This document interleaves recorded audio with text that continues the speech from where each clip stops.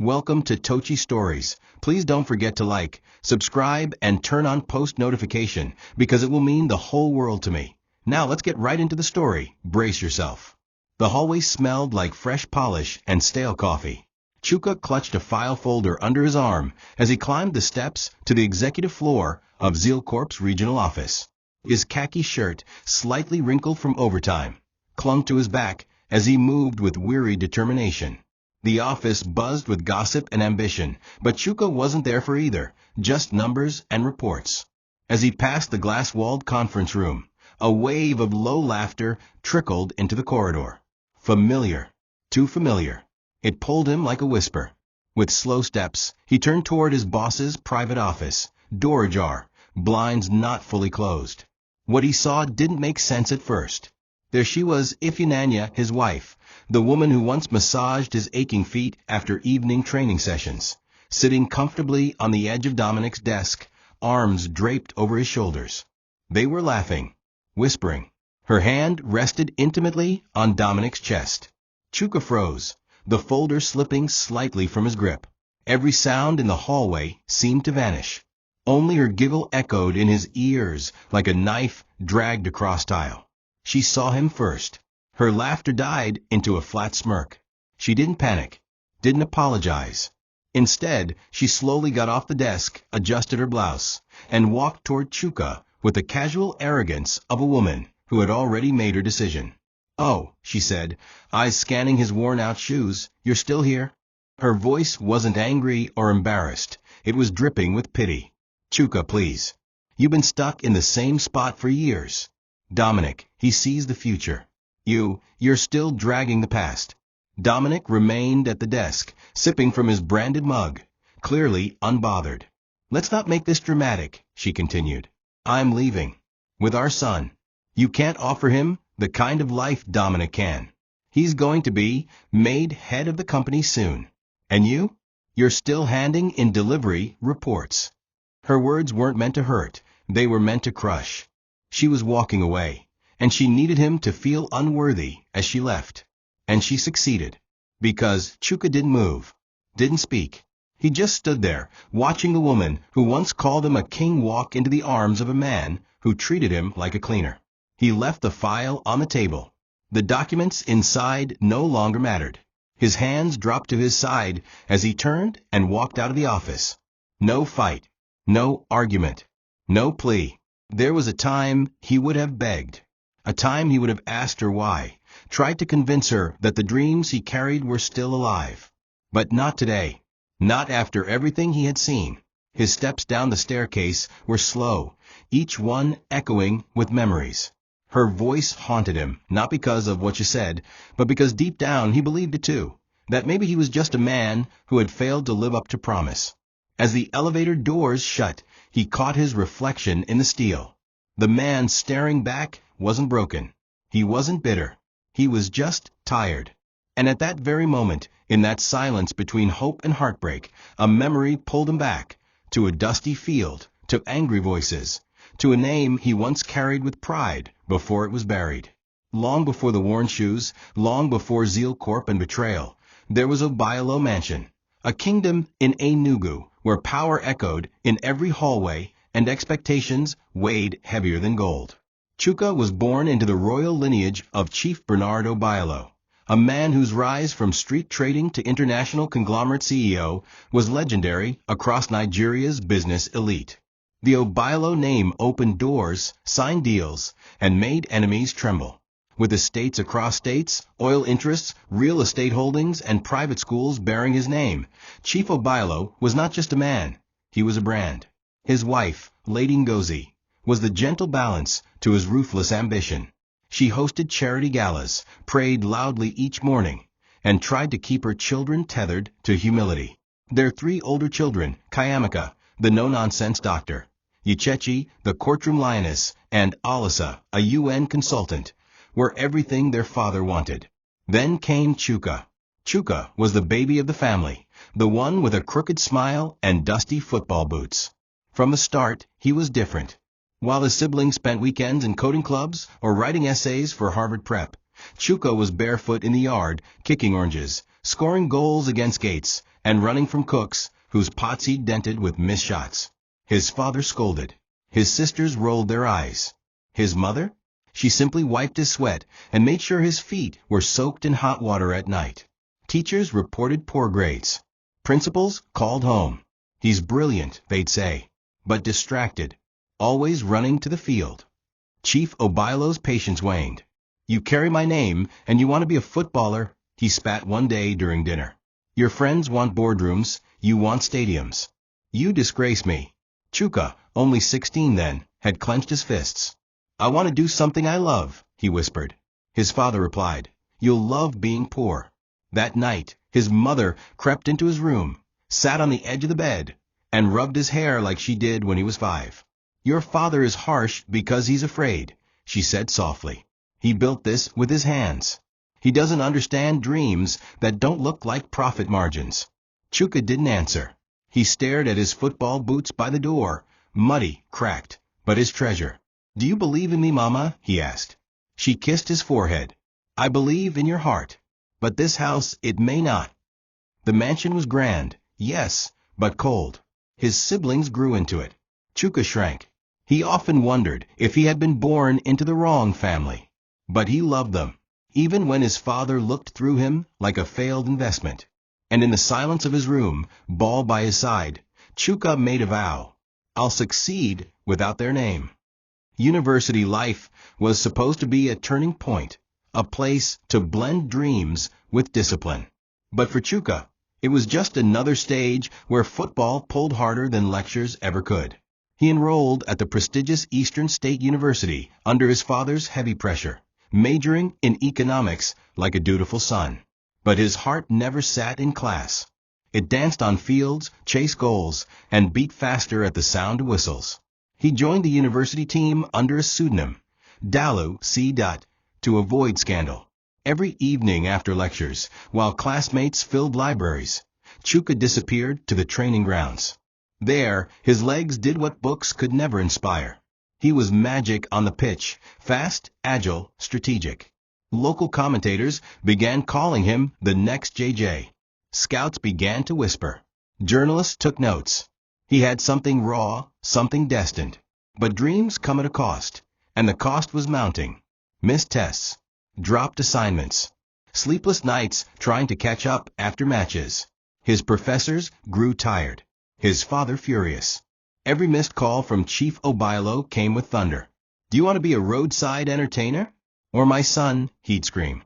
Even bus drivers wear boots. His mother begged him to balance both. Chuka, you don't have to stop playing, she'd say. Just don't let school die. Your father will never forgive it. But Chuka couldn't divide his heart. Football wasn't a hobby. It was his soul's calling. One day, during a championship final that clashed with a midterm exam, Chuka chose the pitch. He scored 2 goals. The crowd roared. But as he jogged off the field, drenched in sweat and pride, he saw his father standing at the entrance, arms folded, face like stone. Chief Obilo didn't speak at first. Not until they were alone, away from cameras and chants. You left your exam, he said coldly. I came to see if you'd choose pride over future. And you did. Chuka tried to explain, to talk about the foreign scout in the stands, about contracts and scholarships. But his father wasn't hearing it. You've disrespected this name for the last time, he said. Get out. I mean it. Leave this house. Leave this name. From today, you are no longer my son. That night, Chuka packed his bags. His mother cried into her scarf. His sisters said nothing. Alisa handed him 5,000 Nigerian nairas and said, Don't die out there. As he stepped out of the mansion gates, barefoot, all he had were his boots, a duffel bag, and one bitter truth. He had chosen the ball over the bloodline. The road away from the Obilo mansion was long, not in physical distance, but in emotional weight. Chuka walked until night fell, boots in one hand, a duffel bag in the other. Every footstep pounded with disbelief. How could his father, his own blood, cast him out so easily?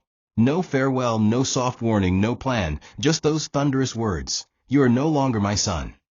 He spent that night at a friend's hostel, curled up on a borrowed mattress, staring at the ceiling while the sounds of music and laughter filled the compound outside. He didn't sleep. He couldn't. The pride that burned in him earlier on the pitch now melted into silent shame. In the morning, he made a quiet decision. He would never use the name Obialo again.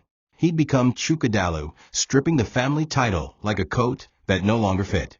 If he was to rise, it would be with his own name, one that bore his pain, not privilege. With nothing but his talent, Chuka began chasing the football dream with hunger. He joined a grassroots club in Onitsha that offered free training and accommodation, a single-room shack behind stadium, packed with 7 other boys like him. They bathed with buckets, washed jerseys by hand, and survived on bread, beans, and boiled eggs. But none of it mattered. The field was still there, and as long as he had that, he was alive. Each day was a test. He woke before sunrise, jogged miles, trained, rested, and trained again. Word of his skills started to spread again. Local leagues picked him up, and slowly, small payments began trickling in. He bought his first new pair of boots with 8,000 Nigerian nairas, and it felt like gold. Sometimes he sat under mango trees, eating akara with salt, thinking about his old life, his siblings in air-conditioned offices, his mother's voice. But each time he felt the sting of regret, he reminded himself, I'm not a disappointment. I'm just different. One scorching afternoon during a match in ABA, destiny introduced him to the woman who would change everything. Ifunanya. She wasn't glamorous. She wasn't wealthy. She sold akara and pap by the stadium gates, yelling prices with a sharp tongue and the confidence of someone who didn't need anyone's approval. But her eyes, sharp, focused, and alive, noticed him. After the game, she handed him a bottle of cold water, without a word. The next day, she was there again. Soon, they began to talk. She told him about her late mother, her abandoned schooling, and her dreams of owning a restaurant one day. He told her about his injury scares, his goals, and how he once belonged to a family that didn't believe in him. She laughed and said, "That's fine. God believes in you. And so do I." Their bond was instant, raw, and real. No names, no pasts, just 2 fighters clinging to hope. She didn't care who he was. To her, Chuka wasn't a rejected heir. He was a king in transit. Chuka and Ifunanya became inseparable, their lives intertwined by poverty and potential. She brought him food after evening training sessions and wrapped his swollen ankle with warm cloths from her leftover pepper soup. He walked her home in the evenings, often sharing roasted corn or laughing at street comedians in the park. They weren't rich, not even close, but their laughter filled the emptiness that money couldn't reach. She pushed him. "You're not just good," she'd say, pressing his knee after training. "You're the best. One day, you'll wear a jersey with your name on it, and people will chant it." Her belief became his second fuel. He played harder, faster, better. Scouts began showing up again. Regional clubs invited him to trials. By now, he had a reputation across southeast Nigeria as the boy with broken roots and burning feet. He'd write Ifunanya's name inside every pair of boots, right next to hope. That was all he had. One day, a call came from a sports agent linked to a lower division European club. They had seen clips of his recent games and wanted to fly him out for a 3-month trial. It was the moment they'd both been praying for. Ifunanya cried when he told her, "I knew it. Didn't I say it? I knew this day would come." They celebrated with suya and a malt drink, holding hands and imagining a new life in Europe. For 3 weeks, they prepared. He trained harder than ever. She even borrowed money to buy him a proper tracksuit and helped him gather documents. The day before his flight, they sat outside a makeshift hostel, watching the stars. "Don't forget me," she joked. He laughed. "You'll be on the next flight once I sign. I promise." She placed his hand on her chest. "Then this heart is yours till then." It felt like destiny, like pain had finally rewarded them with peace. But fate had one final blow. On the second week of trials abroad, during a heated match, Chuka took a sharp tackle that sent him spinning in the air. He landed badly. A scream tore from his throat. His left knee, snapped. Pain like wildfire shot through his body. The medics rushed in. He knew. Before the scan, Before the report, he knew. It was over. Torn ligaments. Career ending. Just like that. The club paid for the surgery, but the contract was void. He returned home weeks later on crutches, silent, broken, and ashamed. Ifeanyi met him at the airport with a forced smile and a tight hug. "We'll find another way," she said softly, even though her eyes brimmed with unspoken fear. In their small room, he sat in silence for days, the walls echoing with his disappointment. He didn't just lose football. He lost the identity he had rebuilt. The boy with dreams was now a man with nothing but a limp and a past. Chuka's healing wasn't just physical, it was spiritual. The wound on his knee faded with time, but the wound inside, that took much longer.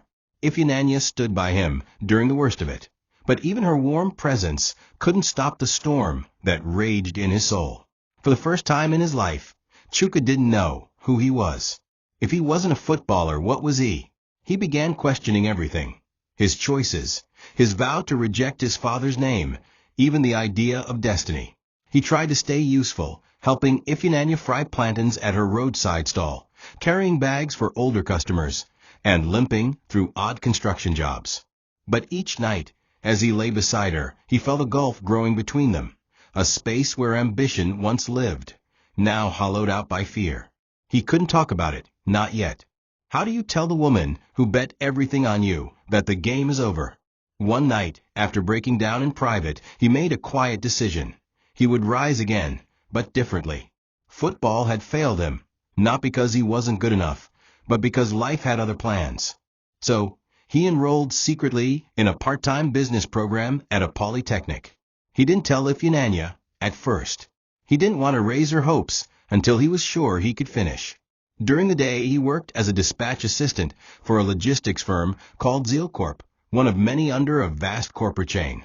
He had no idea it was linked to his father's conglomerate. At night, he studied financial accounting, logistics planning, and marketing strategies. And slowly, something began to awaken in him, a different kind of fire. The classroom didn't feel like chains anymore. It felt like strategy, like control. And that control was something football had never offered. Months passed. He got promoted to warehouse supervisor. Ifeanyi, now a full-time street vendor, was beginning to regain her spark too. They moved into a slightly better apartment, a single-room self-contained. He bought a fan, then a small TV, then a used gas cooker. Step by step, they rebuilt. They had nothing grand, but they had peace. And for a while, that was enough. Chuka would walk home at night, sweaty and dusty, but smiling. He'd sit with Ifeanyi, talk about his classes, and sometimes even joke about opening a logistics firm of his own one day. She would laugh and say, "Just don't call it Dalico. That sounds like a roadside mechanic shop." They would laugh until sleep came. What they didn't know, what neither of them could possibly predict, was that the very company Chuka now worked for was not just another job. It was a trap, a test, and a throne in disguise. Zeal Corp was never meant to be more than a stepping stone. To Chuka, it was simply a place to earn a humble living and get through each day with dignity. He started in the logistics warehouse at the lowest level, lifting crates, filing stock reports, and sweeping floors long after others had left. The other staff called him the quiet one, not because he didn't talk, but because he never gossiped, never bragged, and never tried to be noticed. Most of them didn't know that behind that silence was a man once raised in a mansion where staff wore uniforms and security men saluted at the gate. Chuka didn't just do his job, he studied the system. Every truck delay, every invoice mismatch, every delivery error. He took note. He was still in business school part-time, and the theories he learned in class began to mirror the problems he saw on the floor. Zeal Corp was disorganized, understaffed, and exploited from within. But beneath its mess was an opportunity, a company so ignored no one was watching, except him. In those long warehouse hours, Chuka began mentally re-engineering processes. He sketched optimized delivery routes on the back of old receipts. He wrote warehouse stock-keeping guidelines in a battered notepad. He even helped his supervisor balance weekly inventory when their accountant stopped showing up. His efforts didn't go unnoticed. A year after he was hired, he was promoted to warehouse operations assistant, nothing glamorous, but with a desk, a login ID, and access to internal company data. What Chuka didn't know at the time was that Zeal Corp wasn't just a random logistics firm. It was a subsidiary of the Obilo Group, hidden deep within layers of mergers and acquisitions. His late-night spreadsheets, the small reports he emailed, the suggestions he submitted, all of them were being logged under an ID attached to the Obilo internal network. And far away in Enugu, someone had begun to take notice. But Chuka remained unaware. He still carried loads on his back when needed, still took buses home, still wore his old boots. The scars on his knees were reminders of a life he didn't want to revisit, and the badge on his shirt said Dalu, not Obilo. Meanwhile, at home, things were beginning to shift. Ifeanyi had started her own modest food kiosk with savings and a small microloan. Her pepper soup and rice attracted loyal customers, and for a while, the flame in her eyes returned. She began laughing again, teasing Chuka about his growing office belly, and imagining their son attending private school someday. She didn't yet resent him, not yet. But she began to compare. Other vendors had husbands who were making flashy moves, ride-hailing drivers with flashy cars, bet shop owners flashing bundles. Chuka? He was still covered in dust when he came home. She loved him, yes. But her patience had an expiration date, and the closer she got to small success, the more she wanted to be elevated by her partner. Chuka didn't notice the subtle shift. He was in love, with growth, with strategy, with fixing things quietly. He still believed they were building together. But what he didn't realize was that she had started to look over the fence. They still shared a bed, but it no longer felt like home. Nights were quieter now. Ifeanyi would stay longer at the kiosk, claiming customers stayed late, and Chuka, buried in invoices and spreadsheets, would sometimes sleep on the office couch. Their conversations became reduced to "have you eaten?" or "where's the boy's uniform?" She rarely asked about his work anymore. And when he did try to share a breakthrough, like a logistics hack that saved 100,000 Nigerian nairas in a week, she would nod half-heartedly and return to scrolling on her second-hand iPhone. The disconnect was slow but certain, like a leaking tap that eventually floods the floor. Chuka, optimistic by nature, tried to fill the silence with affection. He brought her snacks, massaged her back, kissed her shoulder while she stirred the pot. But her body had grown stiff to his touch. The laughter they once shared about the future, about Europe, about success, had been replaced by sighs, by eye rolls, by silence. He felt it, but he couldn't explain it. He thought maybe time would fix it. Or maybe he just wasn't enough. The real fracture began when a company dinner was announced, a semi-formal staff event to introduce the new regional director. Chuka, who usually skipped such outings, decided to go this time. He wanted Ifeanyi to see how far he'd come, how respected he was becoming. He bought a cheap white shirt, polished his only pair of brown shoes, and convinced her to wear her best native gown. She resisted at first, but eventually agreed. That night, she looked radiant, her curves hugged by coral-toned lace, her braids packed neatly in a bun. When they arrived, the stares were undeniable. She was beautiful, vibrant, and suddenly the center of the room. That's when Dominic noticed her. The newly transferred regional director, arrogant, smooth-talking, and always dressed like a fashion poster, locked eyes with her across the room. Chuka was too busy talking with other staff to notice how long Dominic stared. But Ifeanyi noticed. She smiled back. After that night, everything accelerated. Dominic began dropping compliments when Ifeanyi came to drop lunch for Chuka. He started texting her, first innocently about events, then about her beauty, then about deserving better. Ifeanyi, who once laughed at such men, now read his texts with secret glee. Chuka remained oblivious, trusting both his boss and his wife. He thought their struggles had united them, that the worst was behind. But Ifeanyi had tasted attention, and attention was seductive. She began dressing better, using body spray that lingered longer, spending more time at work than necessary. When Chuka questioned her, she'd snap. "I'm working too. You're not the only one building a future." He would retreat, ashamed. Meanwhile, Dominic turned the screws tighter. A lunch date, a hotel room, a secret. A betrayal was brewing, and Chuka, the man who had already lost everything once, was about to be broken again. Mr. Dominic Ikechukwu was everything Chuka was not. Loud, flamboyant, and unrepentantly ambitious. With tailored suits, a foreign accent he picked up during a 6-month trip to Dubai, and a glass office overlooking the city, he ruled Zeal Corp's regional branch like a king among pawns. From his first day, he made it clear, this was his show. He fired half of middle management, brought in loyalists, and began reshaping departments to suit his schemes. Staff whispered about offshore accounts, inflated project budgets, and mysterious meetings. But Dominic knew how to play the game. He maintained just enough efficiency to keep the head office from digging too deep. And as long as the money looked right on paper, no one questioned him, except for Chuka, who silently observed. From the warehouse floor, Chuka noticed errors in stock reports, unexplained vendor switches, and repetitive invoice codes. He didn't say a word, just started documenting. At home, Dominic's influence grew louder. Ifyananya began receiving unexpected packages, perfume, a handbag, money for her kiosk rent.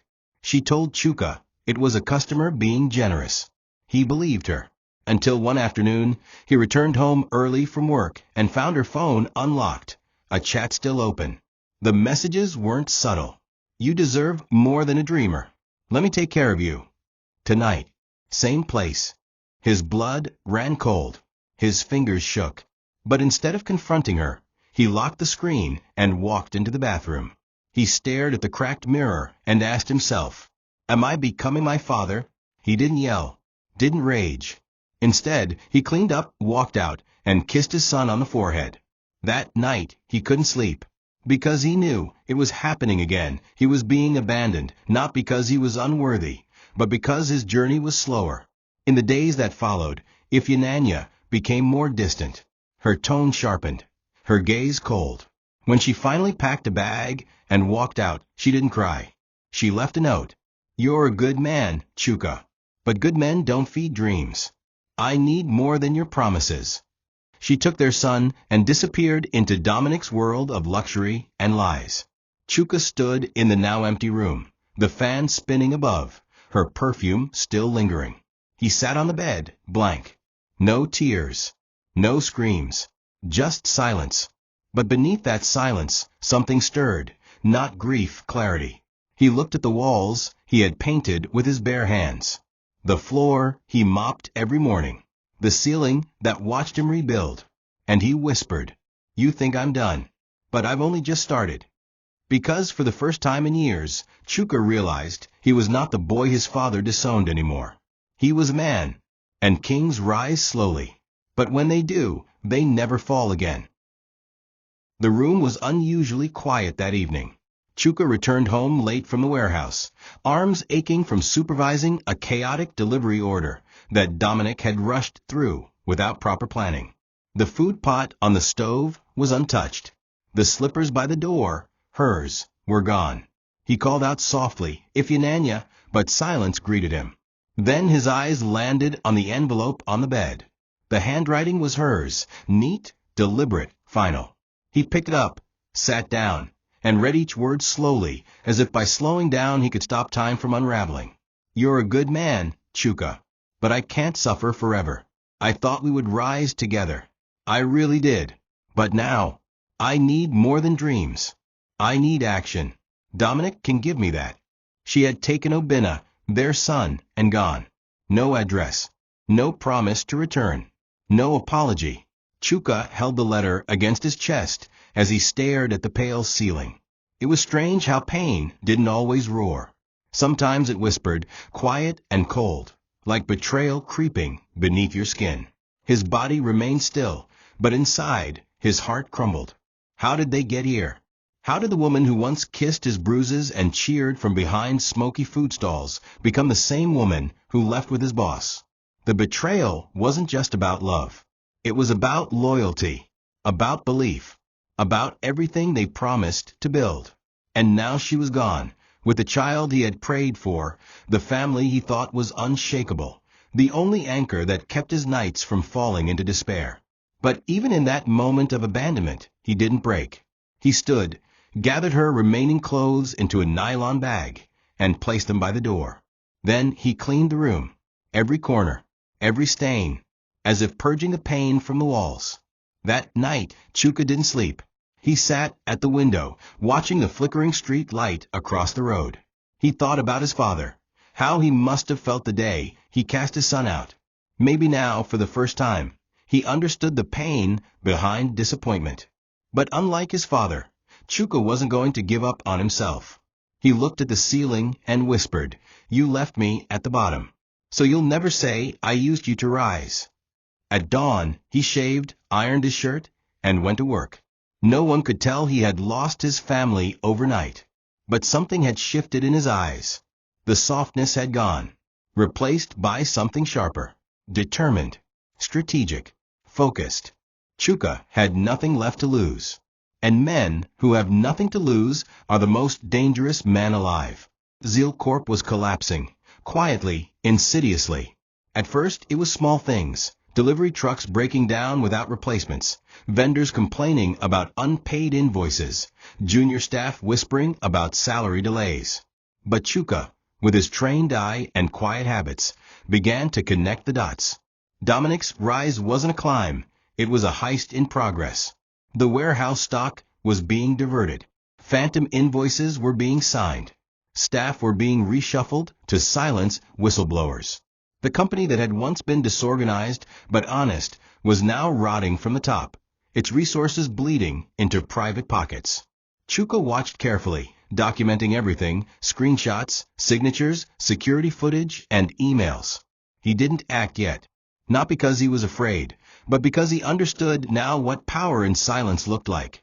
He started submitting anonymous audit reports to the main branch's compliance office. At first, nothing happened. Weeks passed, and the corruption grew bolder. Dominic bragged openly about becoming regional head soon, laughing in meetings about how numbers can be massaged and board members can be bought. Ifyinanya now arrived at Zeal Corp in his car, wearing sunglasses and silk blouses, acting like royalty. Chuka never acknowledged her, not even a glance. But his silence made her more nervous than any confrontation would have. Staff began to notice how Dominic avoided Chuka's presence during inspections, because there was something too composed, too quiet about the man they once dismissed as a mere floor staff. He no longer joked. He no longer complained. He simply watched. Then one day, in the records room, Chuka found something he hadn't expected. A vendor contract approved by Obailo Holdings Limited. The signature on the contract was unmistakable. Chief Bernard Obailo. He stared at it for a long time, hand trembling. His mind reeled. Zeal Corp wasn't just another struggling company. It was one of the many arms of the empire he had walked away from. That discovery shook him, not with regret, but with irony. All these years, he had been rebuilding himself inside the very network that bore his name. Suddenly, the pieces fit. The strange policy changes. The indirect emails from corporate. The accounts department copying a name, Obailo Group HQ, on escalation reports. He leaned back in the chair and whispered to himself, "Is this the test?"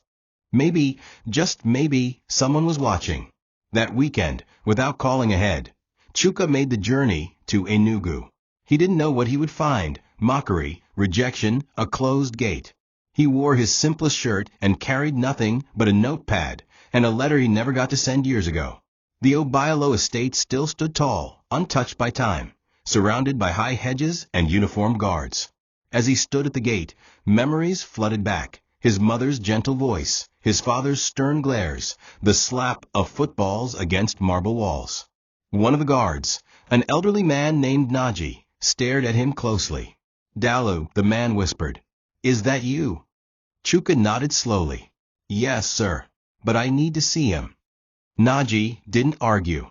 He simply opened the gate. Inside the mansion, silence reigned. But it wasn't cold. It was the kind of silence that hung in the air when something powerful was slipping away. In the study, Chief Bernard Obailo sat in a recliner, friendlier than Chuka remembered. The once intimidating man now looked tired, hollowed out by age, perhaps by regret. When he looked up and saw Chuka, something broke in his eyes. Not anger, not pride, just sorrow.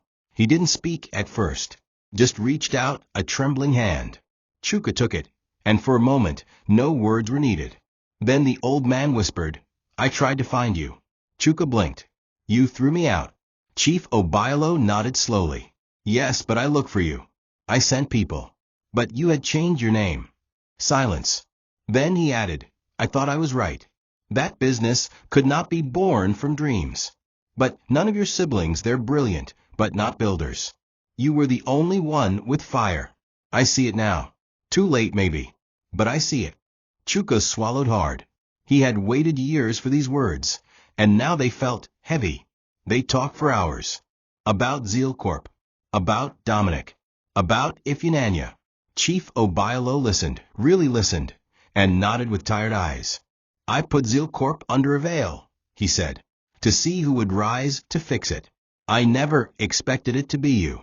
But now I know. You're the one." He handed Chuka a sealed envelope, a will revision signed 2 months prior. "You've earned what your blood alone couldn't give you," he said. "But don't announce it yet. Watch them. Let them think they've won."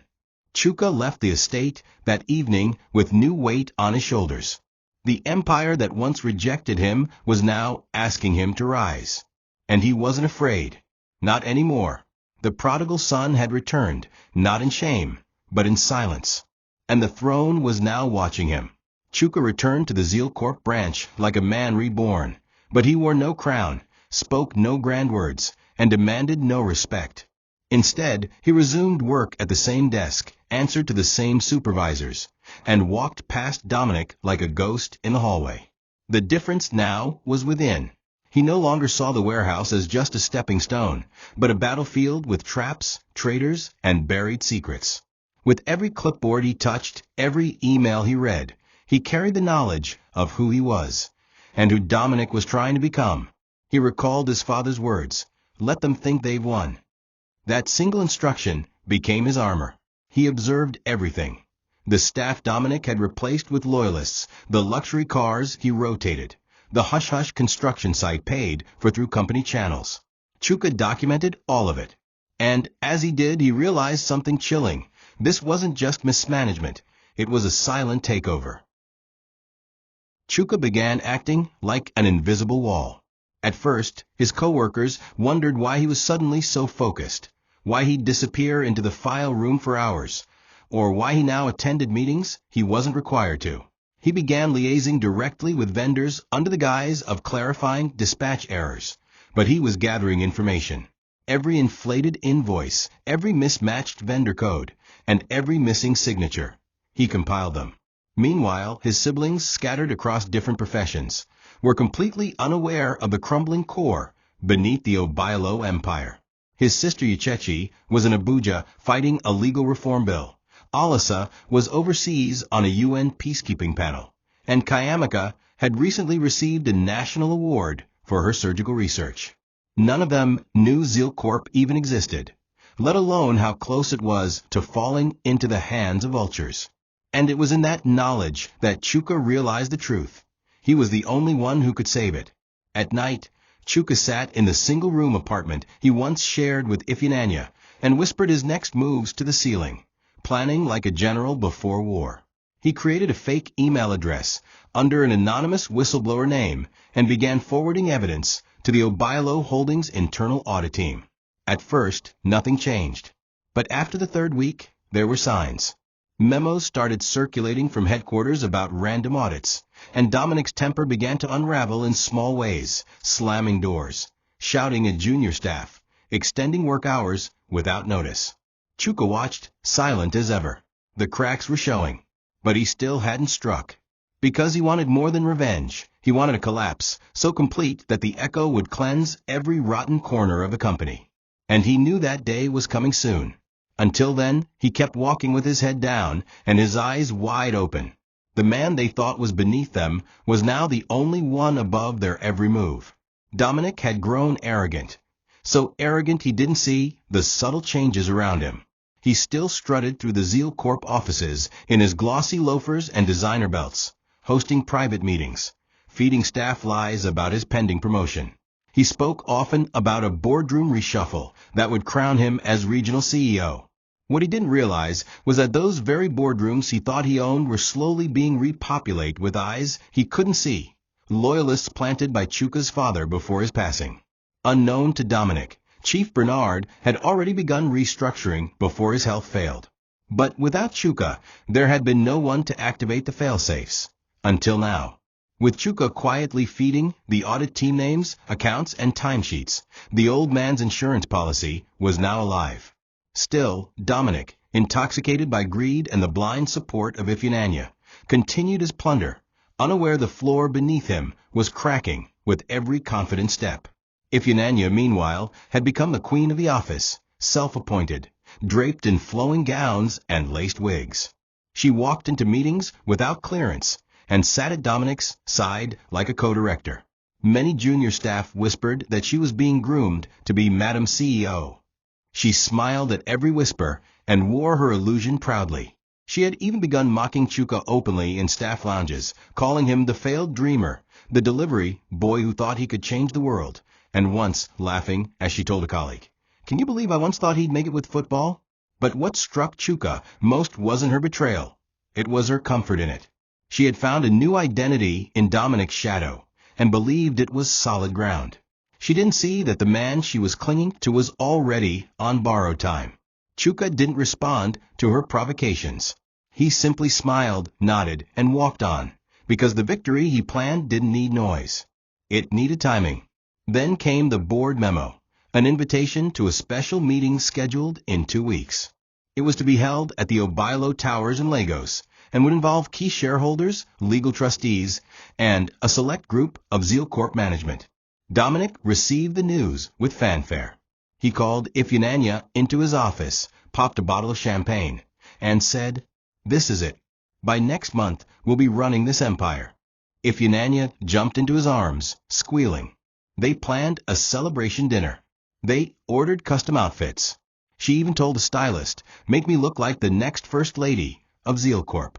What neither of them knew was that the board had already been briefed.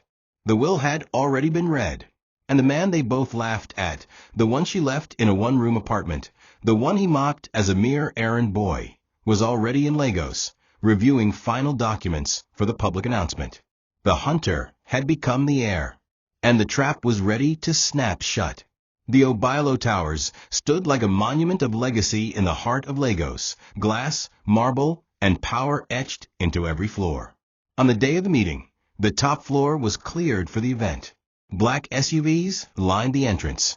Armed escorts positioned themselves at all corners. Dominic arrived in grand style, custom suit, gold cufflinks, and a smug grin that stretched too wide. Ifeanyi, shimmering in a champagne-colored gown, walked beside him like royalty. The media had been invited. Internal staff lined the halls. Some whispered admiration, others suspicion. But the couple was unfazed. They believed this was their coronation. Dominic gave a brief speech to the press. "Today, we align Zeal Corp's future with excellence. The board will recognize what true leadership looks like." Cameras clicked. Applause trickled. Ifeanyi whispered, "Soon, we'll have it all." Dominic squeezed her hand in triumph. What they didn't know was that their fall had been scripted to perfection. Inside the boardroom, the atmosphere was tense but dignified. Members from across the Obailo group were present, most of them discreetly aligned with the late Chief Bernard's final wishes. Chuka was there, seated quietly at the end of the long mahogany table, dressed in a dark suit clean-cut, with a calmness that disturbed those who still recognized him as the former logistics boy. But no one said a word. He didn't need to speak. His mere presence was prophecy unfolding. When the chairman of the board finally rose to speak, silence fell like a gavel across the room. "Ladies and gentlemen," he began, "in accordance with the final directive of Chief Bernard Obailo, this meeting is to confirm the appointment of the new head of Zeal Corp Holdings." Dominic stood instinctively, straightened his suit, and gave a half nod, preparing to walk forward. The chairman didn't blink. He simply read, We formally declare Mr. Chikudulu Obailo as the appointed Chief Executive Officer and legal heir to the controlling interest of Zeal Corp. The room gasped. Dominic's face lost all its color. His knees almost buckled. Ifeanyi dropped her clutch purse. Her mouth opened, but no sound escaped. She turned to Chuka, eyes wide with disbelief and horror. He rose slowly from his seat, buttoned his jacket, and approached the front of the room. The silence was deafening. Cameras clicked wildly. Whispers broke into shock waves. Chuka didn't look at them. He addressed the board. I thank you for your trust, and I promise to protect what was built by pain, not pride. He turned to Dominic and Ifeanyi, then added, the only crown you can keep is the one you built yourself. You tried to steal one that already belonged to me. Dominic tried to speak, to protest, but the legal officer handed him a termination letter.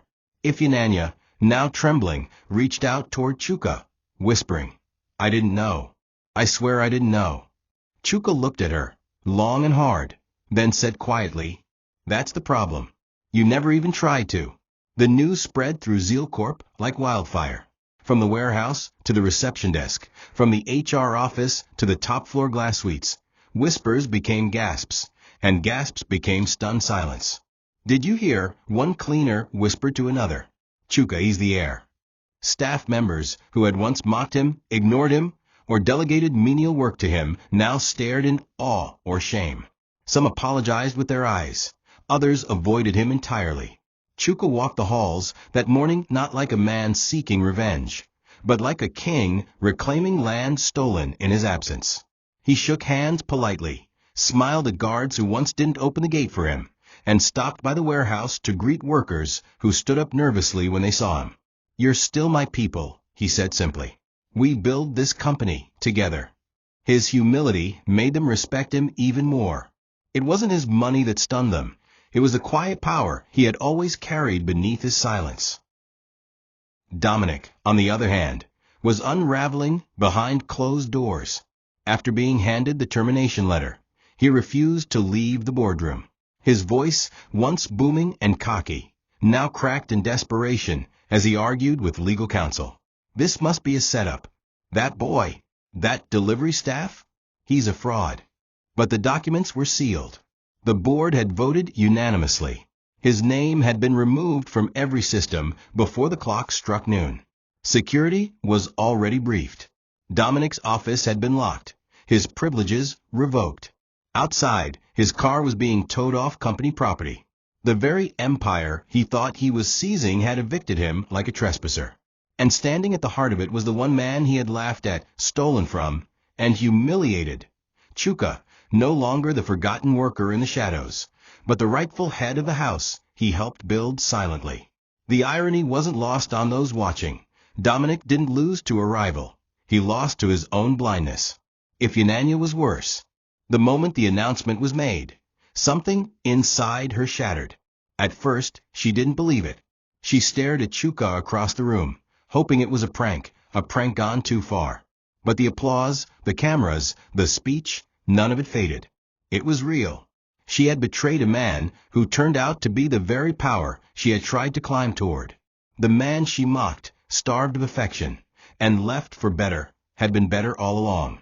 But now she wasn't beside him. She was on the outside, looking in. That evening, she walked through the company lobby, heels in hand, tears streaking down her makeup. People stared, but said nothing. Some pitied her. Others remembered the cruel things she said about Chuka. Karma, it seemed, had returned with perfect timing. And as she stepped into a taxi alone, with her luxury bags packed and Dominic nowhere in sight, she whispered to herself, what have I done? Ifeanyi didn't sleep that night. She tossed and turned in a hotel room that felt more like a punishment chamber than luxury. The curtains didn't shut properly, the lights buzzed, and her heart wouldn't stop racing. Every image of Chuka, smiling in his tailored suit, standing before the board, shaking hands with the CFO, played in her mind on repeat. The silence was unbearable. She tried calling Dominic, but his number was disconnected. She opened her social media only to find that the staff who once praised her were now sharing articles about Chikudulu Obailo. the air no one saw coming. She read the headlines with trembling hands. From logistics assistant to CEO, Obialo Empire's hidden son emerges. Comments flooded the posts. People she had looked down on were now mocking her. God of Chuka, one post read. The same woman that laughed at him now can't enter his office. Ifeanyi wanted to scream, but there was no one left to listen. She had gambled her entire life on a lie, and lost. Meanwhile, Chuka's first act as CEO was not to throw parties or fire his enemies, but to restore order. He brought back staff who had been wrongly demoted, reinstated contracts Dominic had canceled, and conducted a sweeping audit of every department. Fraud was uncovered. Suspensions were issued. Quiet settlements were made with companies Dominic had defrauded. Chuka's leadership wasn't loud, but it was precise. His board members were stunned by how quickly he cleaned house. One of the directors whispered to another, "He may not have come through our usual path, but he was made for this." What made Chuka even more admirable was that he didn't seek personal revenge. He didn't mock Dominic or make Ifeanyi a public example. He didn't curse, expose, or ruin them beyond what their own choices had done. Instead, he focused on his legacy. Because that was the difference. They wanted power for pride. He wanted it for purpose. When Ifeanyi finally gathered the courage to walk into the Obialo Tower's lobby 3 days later, she wore a plain gown, no makeup, and eyes heavy with regret. The receptionist recognized her instantly, but said nothing. She asked to see Chuka. The receptionist made a call, then shook her head. "He's in a meeting," she said. "You can leave a message." Ifeanyi waited in the lobby for 2 hours. When Chuka finally came down, surrounded by executives, she stood up. "Chuka, please," she whispered. He stopped, looked at her. The room went still. His voice was calm, but firm. "You left me for a man who could open doors. Now I am the door." She burst into tears. "I didn't know," she cried. "I swear I didn't know who you were." He nodded. "But you knew who I was becoming. And that wasn't enough for you." Then he walked past her, never looking back. Forgiveness, he believed, wasn't always a reunion. Sometimes it was release. As days turned into weeks, Chuka stepped into his role with the grace of a seasoned leader. The board approved his restructuring plan, and for the first time in years, Zeal Corp's numbers began to rise. He launched a welfare program for junior staff, introduced internship opportunities for underprivileged youth, and began funding logistics innovations across the region. His staff didn't just respect him, they admired him. They watched how he listened before speaking, how he lifted others without needing to dim their lights, and how he operated with quiet excellence. He wasn't just filling his father's shoes, he was building his own path. The media couldn't get enough. The CEO who rose from the warehouse, one headline read, "Business podcasts invited him. Universities requested him to speak." But he turned most of them down. "My focus," he often said, "is not fame. It's foundation."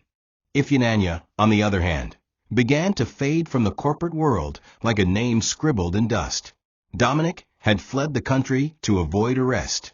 She was left with unpaid loans, a failing kiosk, and a reputation that closed more doors than it opened. Even the people who once envied her now crossed the street when they saw her. Her parents stopped answering her calls.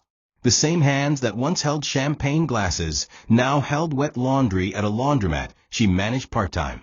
She thought of writing Chuka a long letter, pleading, explaining, begging. But what could she say that hadn't already been buried by her actions? She had been given love, loyalty, and patience, and she threw it away for glitter that turned to dust. Sometimes she'd sit outside at night, watching passing cars and wondering if her son would ever forgive her for what she had done.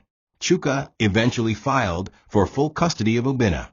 The legal battle was swift. Ifeanyi didn't contest. She showed up once in court, wept through her testimony, and nodded in agreement when the judge asked if she believed Chuka could provide a better life. "He already was," she said. Chuka didn't celebrate the verdict. He took his son home, hugged him tightly, and promised never to let him feel the abandonment he had once endured. "Your name," he whispered to the boy, "will never be a burden. It will be a banner." That night, As father and son knelt beside their bed to pray, Chuka looked up to the heavens and said, "Thank you for every rejection. They were just redirections to this throne." The empire he once ran from had become his destiny. And the woman who once said he wasn't enough, she would live to remember the day she laughed at the crown, unaware it already belonged to him. The weeks that followed felt surreal to those who had witnessed Chuka's transformation firsthand. What began as a quiet man in dusty shoes and frayed collars had now become the most respected name across the Obailo Empire. Internal restructuring was swift but merciful. Chuka didn't seek revenge on former colleagues or those who laughed behind his back. Instead, he called for transparency, merit, and redemption.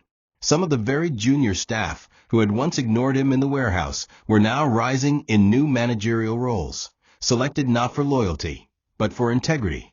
"We don't build legacies on fear," Chuka told the board during one of their sessions. "We build them on fairness and vision."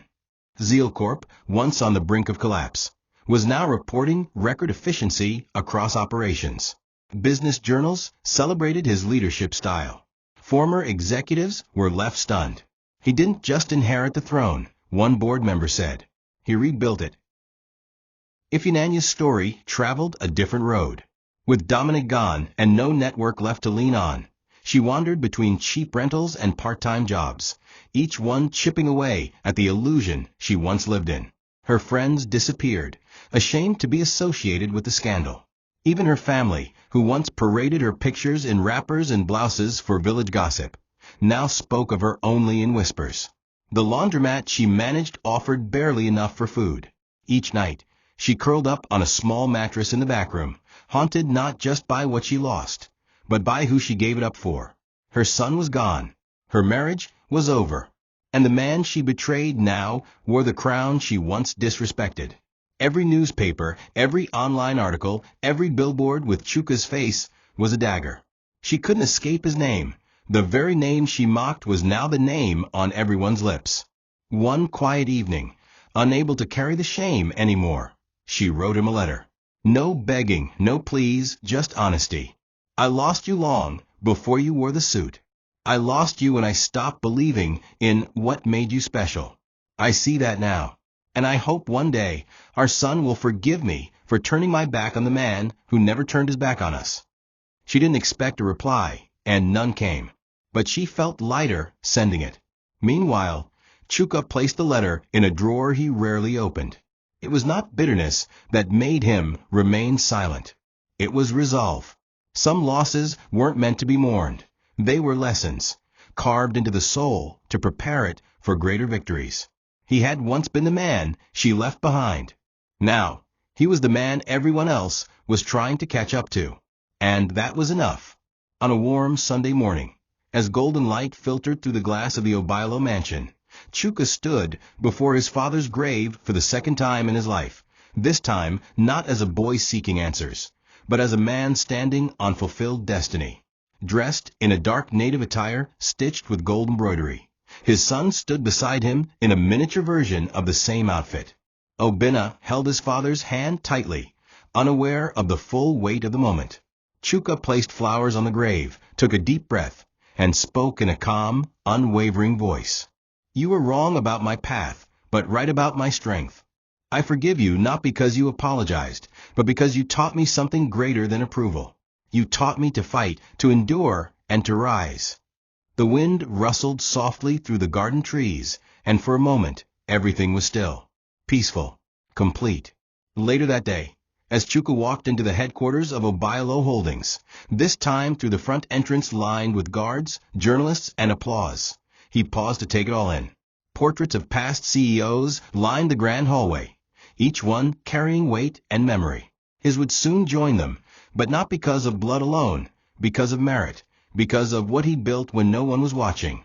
He stepped into the executive suite and looked around the room, this throne that had once seemed a world away.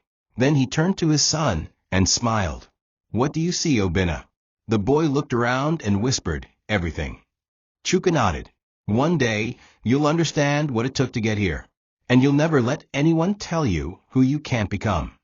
Because now, the journey wasn't just about proving himself. It was about preparing the next generation to carry the name with pride, not pressure.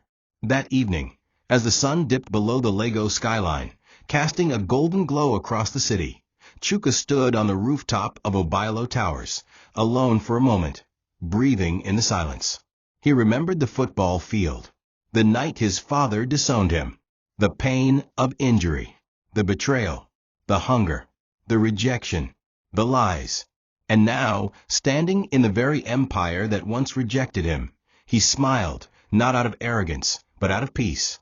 His journey had come full circle. The boy who was thrown out had built a door for himself. And the name he once buried out of shame, he now wore it like a crown. Not because it was given, but because he earned it. Thank you for watching this video. What did you learn from this story? Drop it in the comments. Please make sure you like, comment, and subscribe to my YouTube channel TOCHI Stories for more.